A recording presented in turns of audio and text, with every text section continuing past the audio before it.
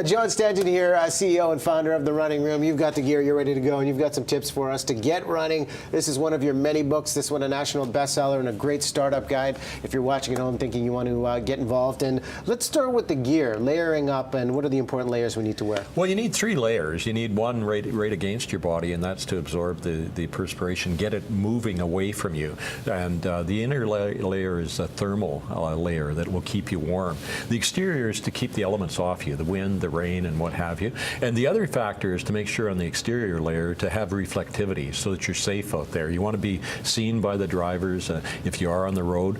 A headlamp, and a lot of times people wear the headlamp and they think, wow, you know, are you really going to be able to see everything with that? It's more so that you can be seen by drivers. So often in this time of the year, we're sharing the roadways with drivers.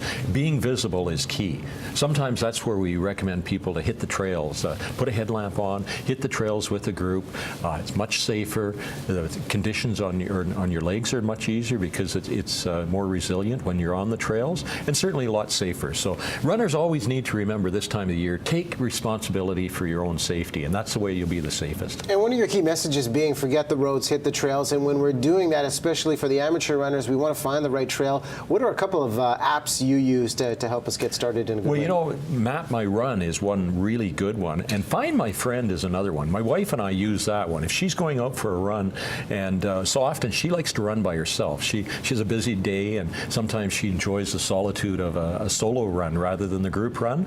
But I don't need to worry about her because I can look on my phone and it tells me exactly where she is on the route as well. She uses it to know whether I'm really at Starbucks or am I really at the pub and Crown somewhere. You know, it's a good way to keep you accountable, no doubt. Yeah. And when we're outside, especially with the colder temperatures, what are the expectations for the physiology when we're managing our heart rate? There are a lot of devices out there. Maybe we'll start. What's your favorite device to manage heart rate, and what are the differences in the winter season? Well, you know, the technology has improved a lot, and I consider it's like a silent coach. When we wear a Garmin or a Polar, both of those are what we call speed distance monitors. They're giving you your speed, they're giving you your distance, but they're also giving you other feedback, which is your heart rate, calorie burnout, what have you. And they're nice because a lot of times they'll keep you in the right training zone. Some days when you leave here and you may be fatigued and tired, but it's mental fatigue, you'll get out there and you'll think, oh, I'm really tired today, but you'll look at your monitor and say, no, I'm not. I can push it a little more,